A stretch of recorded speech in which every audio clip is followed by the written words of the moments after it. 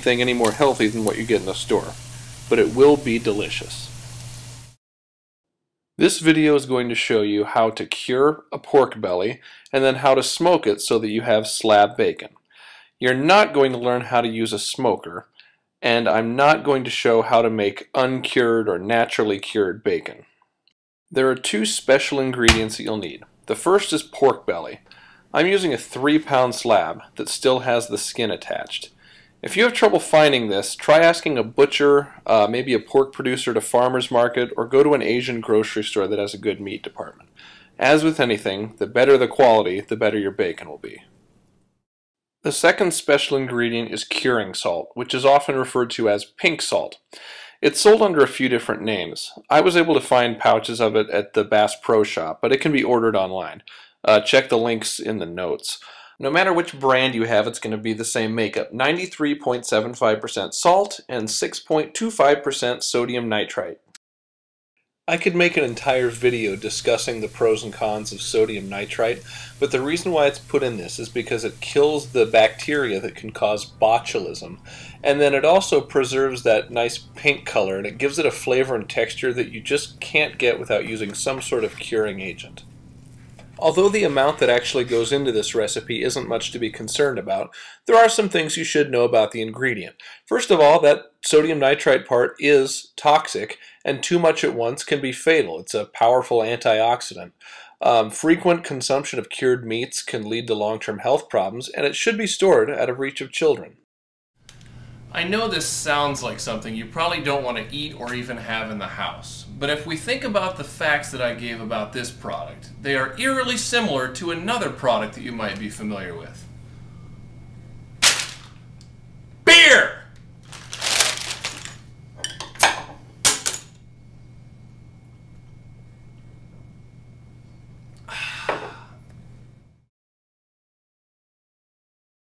If you're not convinced, that's fine, but please don't try this recipe without the pink salt.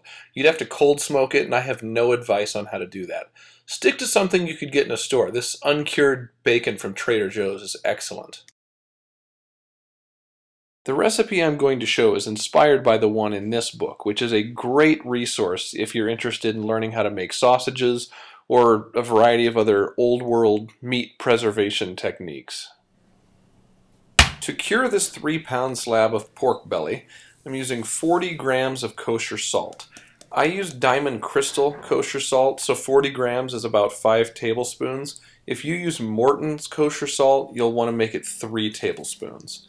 Next is 1.5 teaspoons of pink salt, and then 40 grams of maple sugar.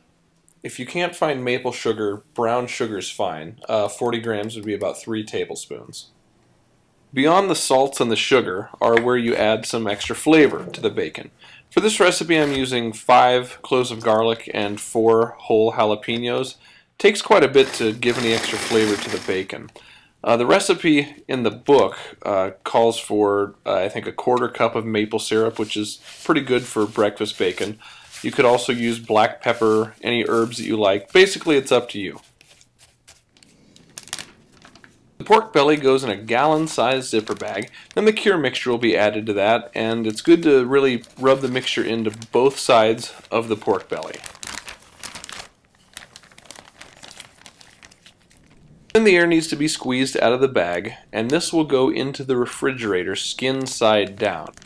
The bag will need to get flipped every other day, and I'm starting on a Saturday, so it'll need to be flipped on...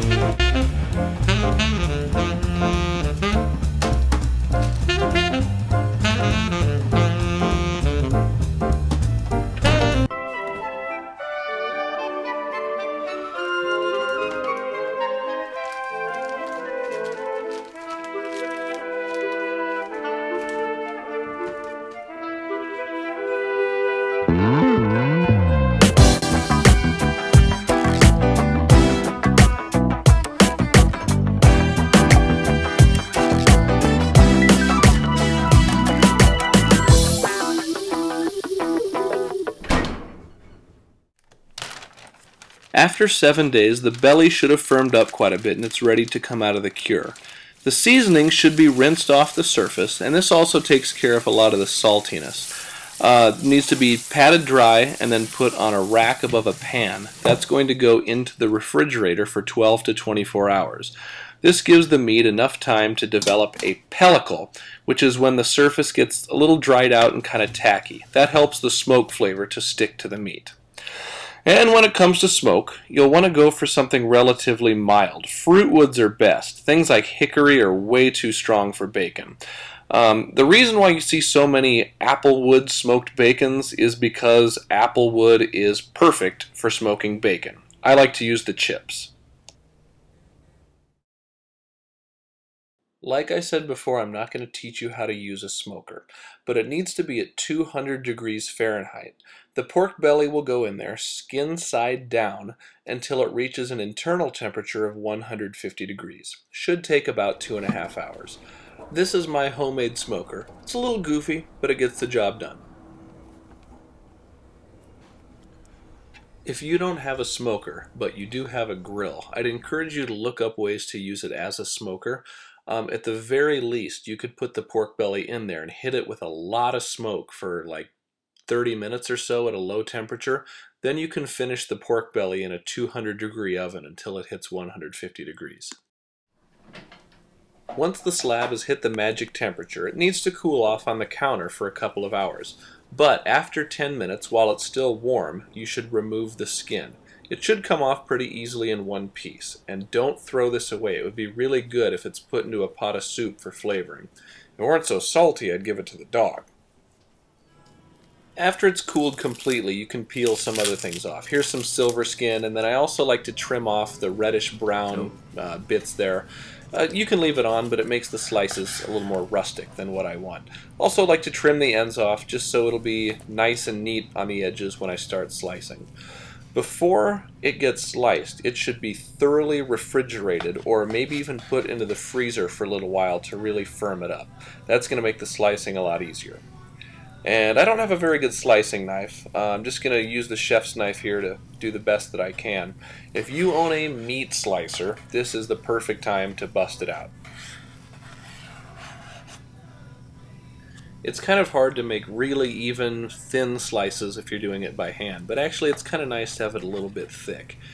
And since this is slab bacon, there's some things you can do with this that you can't do with grocery store bacon. If you cut a nice thick piece like this, about 1/4 of an inch thick, then you can cut it into what's called lardons, which are perfect to use on salad.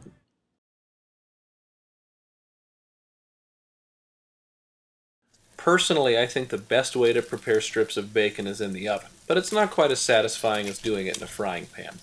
With this homemade bacon, I like to do it at a really low temperature because I've found that it's a little bit more prone to burning if it's cooked at too high of a temp.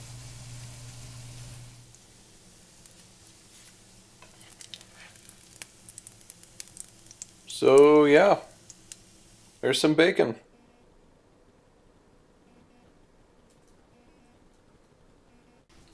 Obviously, I'm going to end this video by making you watch me eat my bacon.